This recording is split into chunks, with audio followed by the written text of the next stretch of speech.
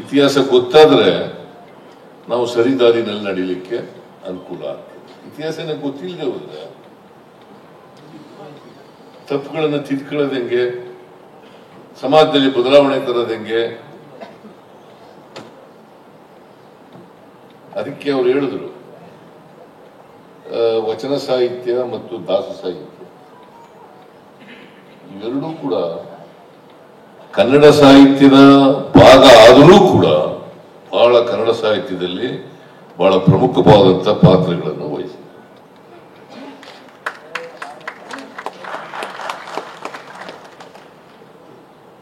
ಬಸವಾದಿ ಶರಣರು ಅವತ್ತು ಹೇಳಿದ್ರು, ಇವನಾರವ ಇವನಾರವ ಇವನಾರವ ಇಂದೆನಿಸದಿರಯ್ಯ, ಇವ ನಮ್ಮವ ಇವ ನಮ್ಮವ ಇವ ನಮ್ಮವ ಎಂದೆನಿಸಯ್ಯ, ನಿನ್ನ ಮನೆಯ ಮಗನೆಂದೆನಿಸಯ್ಯ, ಕೂಡಲ ಸಂಗಮ ದೇವ. ಅದೇ ಕನಕದಾಸರು ಕುಲ ಕುಲವೆಂದು ಒಡೆದಾಡದಿರಿ, ಕುಲದ ನೆಲೆಯನ್ನೇನಾದರೂ ಬಲ್ಲಿರ ಬಲ್ಲಿರ ಬಲ್ಲಿರ. ಎರಡು ಒಂದೇ ಸಂದೇಶಗಳು, ಸಮಾಜಕ್ಕೆ ಎರಡು ಒಂದೇ ಸಂದೇಶಗಳು. ನಾವೆಲ್ಲ ಮನುಷ್ಯರಪ್ಪ, ಮನುಷ್ಯರಲ್ಲಿ ವಿಂಗಡಣೆ ಮಾಡೋದು ಬೇಡ. ಮನುಷ್ಯ ಮನುಷ್ಯನನ್ನ ಪ್ರೀತಿಸಬೇಕೇ ಹೊರತು ಮನುಷ್ಯ ಮನುಷ್ಯನನ್ನ ದ್ವೇಷಿಸಬಾರದು. ಇನ್ನ 16ನೇ ಶತಮಾನದಲ್ಲಿ ಕನಕದಾಸರು, 12ನೇ ಶತಮಾನದಲ್ಲಿ ಬಸವಾದಿ ಶರಣರು ಬಹಳ ಹೇಳಿದ್ರು. ಬಹಳ ಸುಲಭವಾಗಿ ನಾನು ಒಪ್ಕೋತೀರ ಅಂತ ಅನ್ಕೋತೀನಿ. ಆಚಾರ್ಯರು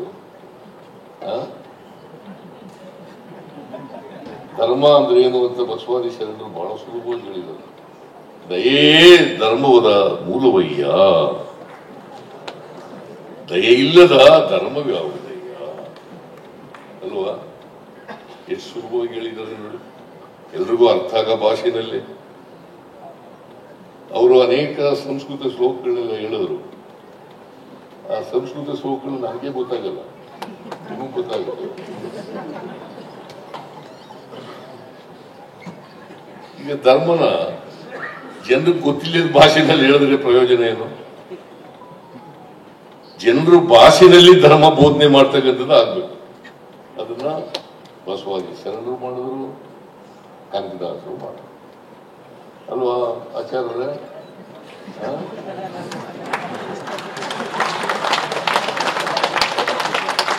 ಇದು ಅದಕ್ಕೋಸ್ಕರ ಕನಕದಾಸರು ಪೂಜ್ಯರಾಗ್ತಾರೆ, ಬಸವಾದಿ ಶರಣರು ಪೂಜ್ಯರಾಗ್ತಾರೆ. ಯಾರೇ ಆಗಲಿ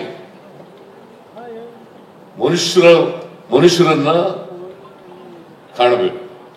ಈಗ ಕುವೆಂಪು ಅವರು ಏನ್ ಹೇಳಿದ್ರು, ನಾವೆಲ್ಲ ನೋಡಪ್ಪ ಹುಟ್ಟುವಾಗ ಎಲ್ಲ ಮಗುನು ಕೂಡ ಹುಟ್ಟುವಾಗ ವಿಶ್ವಮಾನವರಾಗಿ ಹುಟ್ಟತಾವಪ್ಪ, ಬೆಳೀತಾ ಬೆಳೀತಾ ಅಲ್ಪಮಾನವರಾಗ್ಬಿಡ್ತಾರೆ. ನಾವು ಯಾರು ಕೂಡ ಅಲ್ಪಮಾನವರಾಗಬೇಕು ಆಗ್ಬಾರ್ದು, ವಿಶ್ವಮಾನವರಾಗಲಿಕ್ಕೆ ಪ್ರಯತ್ನ ಮಾಡಬೇಕು ಅಲ್ವಾ? ವಿಶ್ವಮಾನವರಾಗದೇ ಹೋದ್ರೆ ಓಲಿ ಆ ದಾರಿನಲ್ಲಾದ್ರೂ ನಡೀಬೇಕಲ್ಲಪ್ಪ.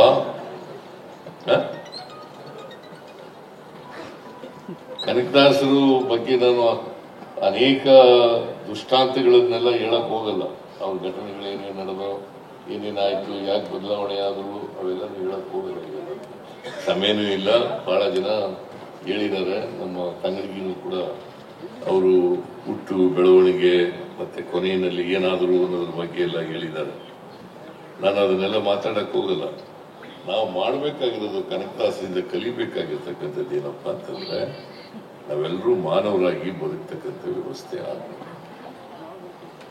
ಸಮಾಜದಲ್ಲಿ ಮನುಷ್ಯರಾಗಿ ಬದುಕ್ತಕ್ಕಂಥದ್ದಾಗಬೇಕು. ನಾವೆಲ್ಲ ಮನುಷ್ಯರು. ಅದಕ್ಕೆ ಕುವೆಂಪು ಅವರು ಸರ್ವ ಜನಾಂಗದ ಶಾಂತಿಯ ತೋಟ ಆಗಬೇಕು. ಇದು ಸರ್ವ ಜನಾಂಗದ ಶಾಂತಿಯ ತೋಟ ಆಗಬೇಕು. ಯಾರೋ ಒಬ್ಬರದಲ್ಲ ಆಯ್ತು. ಈ ಸಮಾಜದಲ್ಲಿ ಅಸಮಾನತೆ ಯಾಕಿದೆ? ಇನ್ನ ಯಾಕಪ್ಪ ಇದೆ ಅಸಮಾನತೆ? ಅಸಮಾನತೆ ಸಾಮಾಜಿಕವಾಗಿ, ಆರ್ಥಿಕವಾಗಿ, ರಾಜಕೀಯವಾಗಿ ಅಸಮಾನತೆ ಇದೆ. ಈ ಅಸಮಾನತೆ ತೊಲಗದೇನೆ ಜಾತಿ ವ್ಯವಸ್ಥೆ ತೊಲಗ್ತದ? ಅಸಮಾನತೆ ತೊಲಗದೇನೆ ಸಮಾನತೆ ಬರ್ತದ? ಹೆಂಗ್ ಸುಮ್ಮನೆ ಸಮಾಜ ಭಾಷಣ ಮಾಡಿಬಿಟ್ರೆ ಬಂದ್ಬಿಡ್ತದ? ಬಸವಾದಿ ಶರಣರು ಆಗ್ಲೇ ಹೇಳಿದ್ರಪ್ಪ 850 ವರ್ಷಗಳ ಹಿಂದೆ, ಇವನಾರವ ಅಂತ ಹೇಳಿದ್ರು. ನಮ್ಮವ ಅನ್ರಿ ಅಂತ. ಆಯ್ತಾ? ಜಾತಿ ವ್ಯವಸ್ಥೆ ಹೋಗಿದ್ಯಾ? ಕನಕದಾಸರು ಬಹಳ ಹಿಂದೆನೆ ಹೇಳಿದ್ರು, 500 ವರ್ಷಗಳ ಹಿಂದೆನೆ.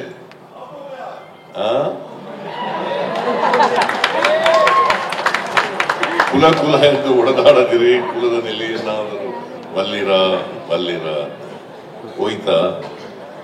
ಅದಕ್ಕೆ ಬಾಬಾ ಸಾಹೇಬ್ ಅಂಬೇಡ್ಕರ್ ಅವರು ಏನ್ ಹೇಳ್ತಾರೆ ಅಂದ್ರೆ, ನಮ್ಮ ದೇಶಕ್ಕೆ ಸ್ವಾತಂತ್ರ್ಯ ಬಂದದ್ದು ಸಾರ್ಥಕ ಆಗ್ಬೇಕಂದ್ರೆ ನಾವು ಎಲ್ರಿಗೂ ಆರ್ಥಿಕ ಸಾಮಾಜಿಕ ಶಕ್ತಿಯನ್ನು ತುಂಬಿದಾಗ ಮಾತ್ರ, ಸಮಾನತೆ ಬಂದಾಗ ಬರ್ತದೆ. ಅದಾಗಿದೆ ಜಾತಿ ಹೋಗ್ಲಿಕ್ಕೆ ಸಾಧ್ಯ. ಜಾತಿ ಸುಮ್ಮನೆ ಹೋಗ್ಬಿಡ್ತದ?